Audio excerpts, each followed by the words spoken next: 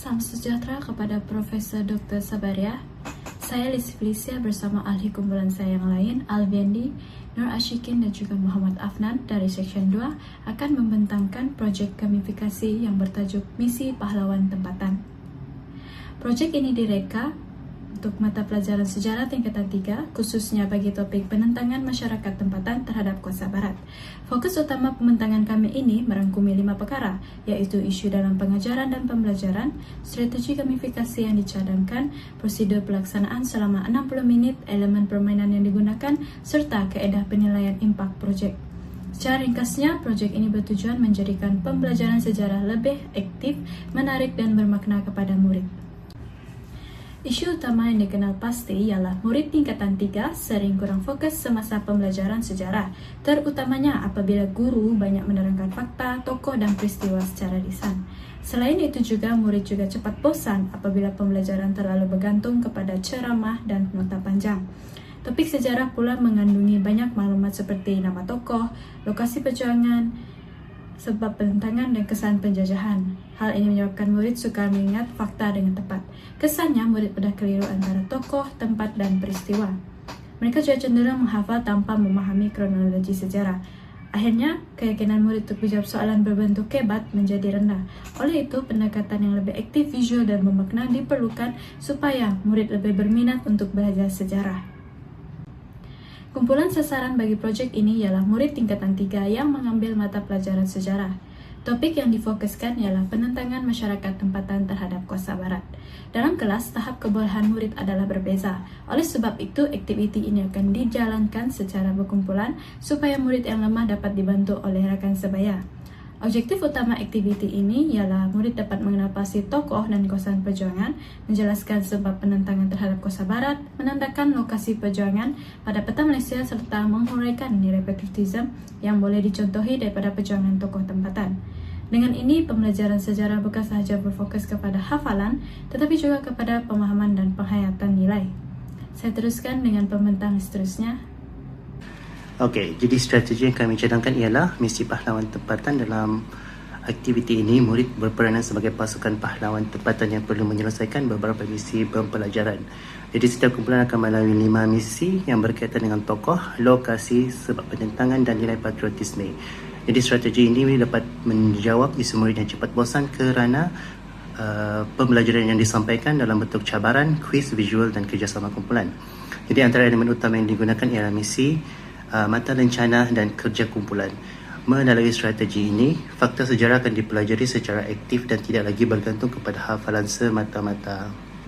Okey, dalam projek ini, murid akan mempelajari beberapa tokoh sejarah tempatan seperti Daul Said di Naning, Rentap di Sarawak, Mat Saleh di Sabah, Tok Janggut di Kelantan dan Datuk Maharaja Lela di Perak. Terdapat 5 misi pembelajaran. Okey, misi pertama ialah kenali tokoh, iaitu murid akan memadankan tokoh dengan kawasan perjuangan. Okey, jadi misi kedua ialah sebab. Murid akan memadankan sebab penentangan dengan peristiwa yang sesuai.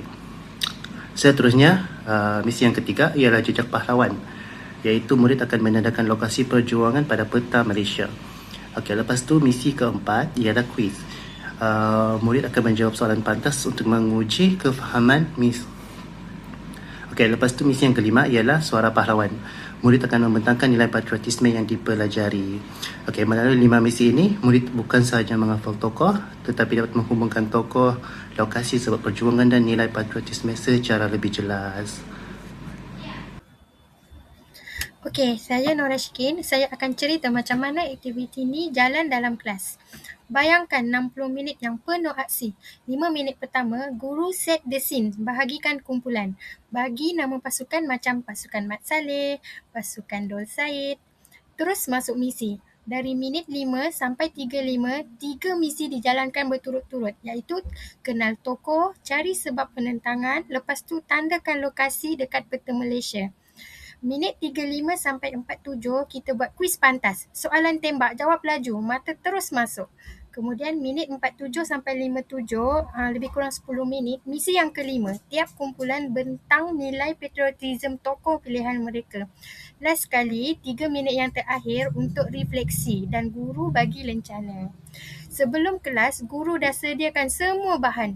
Selepas kelas, guru nilai balik apa yang menarik, apa yang perlu diperbaiki. Sekarang kita tengok apa yang buat aktiviti ni rasa macam game. Ada 11 elemen dibahagi kepada 3 dimensi. Dimensi yang pertama iaitu kognitif. Dalam dia ada misi berperingkat, kad bantuan, maklum balas segera. Semua ni bagi murid berfikir, bukan sekadar duduk dan dengar. Kemudian kita ada dimensi emosional. Ada naratif cerita, peta kemajuan yang bergerak, pelekat pencapaian, cabaran masa. Murid rasa excited nak habiskan misi. Kemudian kita ada dimensi sosial, iaitu peranan kumpulan, galeri kota, sistem ganjaran seimbang. Semua orang kena ambil bahagian, tak boleh duduk diam sahaja. Intinya, elemen-elemen ni bukan sekadar hiasan. Setiap satu ada tujuan, fokus, motivasi, kerjasama. Itulah yang beza gamifikasi dengan aktiviti biasa. Okey, itu sahaja daripada saya. Terima kasih. Okey, baik, kita akan beralih ke slide yang ke-8 iaitu sistem mata dan ganjaran. Dalam sistem mata dan ganjaran ini adalah berfungsi untuk meningkatkan motivasi pelajar lah. Dalam projek ini kita akan guna 100 mata untuk diberikan kepada pelajar dalam 5 misi. Okey, misi pertama iaitu padanan tokoh dan kawasan, kita akan bagi 20 mata. Misi kedua iaitu sebab penentangan, 20 mata juga, dan misi ketiga iaitu menandap lokasi pada peta, kita akan bagi 20 mata juga. Dan seterusnya misi keempat iaitu kuis pantas, kita akan bagi markah tertinggi iaitu 25 mata. Ini disebabkan untuk kita menguji kefahaman pelajar lah ataupun murid. Yang kelima, misi kelima, pembentangan nilai patriotisme, kita akan bagi dalam 15 mata sahaja. Jadi keseluruhannya adalah 100 mata. Dan selain markah, guru juga boleh bagi ganjaran kualitatif lah, seperti gelaran wira budiman ataupun pasukan patriotik. Okey, ganjaran ini penting kerana projek ini bukan sahaja menilai pencapaian akademik, tetapi juga kita hargai kerjasama dan sikap positif dan semangat antara kumpulan. Terusnya ialah penilaian keberkesanan. Untuk kita nilai keberkesanan projek kita, biasanya kita guna beberapa kaedah, iaitu ujian pra dan ujian pasca. Dan ujian ini biasanya membolehkan guru untuk membandingkan tahap pengetahuan murid sebelum dan selepas aktiviti dijalankanlah. Dan yang kedua ialah pemerhatian guru. Guru boleh menggunakan senarai semak untuk menilai penglibatan, kerjasama dan fokus murid semasa aktiviti berlangsung. Ketiga pula iaitu menggunakan borang soal selidik 10 item. Dan borang soal selidik ini sebenarnya digunakan untuk mengukur minat, motivasi, keyakinan dan persepsi murid terhadap aktiviti gamifikasi. Dan yang keempat ialah refleksi murid. Biasanya melalui refleksi murid, guru dapat melihat pengalaman murid lah, serta nilai patriotisme yang derang pelajari. Dan yang kelima ialah hasil kumpulan. Untuk hasil kumpulan ini pula borang rekod misi, peta dan jawapan kuis, di mana kaedah ini membolehkan guru menilai pemahaman dan penakulan murid. Dan juga kekuatan penilaian ini sebenarnya ia menggabungkan data kuantitatif dan kualitatif, di mana menjadikan penilaian ini lebih menyeluruh dan diboleh percayalah. Okey, baik, yang terakhir sekali adalah indikator kejayaan dan kesimpulan. Indikator untuk kejayaan projek ini kita boleh lihat melalui beberapa aspek. Antaranya ialah skor ujian pasca murid melebihi 75%, di mana peningkatan minimum sekurang-kurangnya 20% lah, dan sekurang-kurangnya ada 80% murid aktif dalam misi, dan juga sekurang-kurangnya 75% murid bersetuju atau sangat bersetuju bahawa aktiviti ini membantu derang punya pembelajaran lah. Dan keseluruhannya projek misi pahlawan tempatan ini dia dapat menjadikan pembelajaran sejarah lebih aktif menyeronokkan dan sangat bermakna lah. Melalui misi cabaran, kerjasama dan penilaian yang sistematik, murid dapat faham fakta sejarah dengan lebih baik dan mungkin lebih bagus dari yang sebelum ini.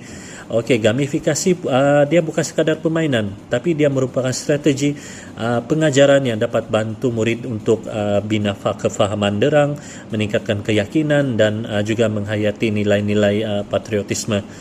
Baiklah, saya rasa itu saja. Sekian dan terima kasih. Selamat malam.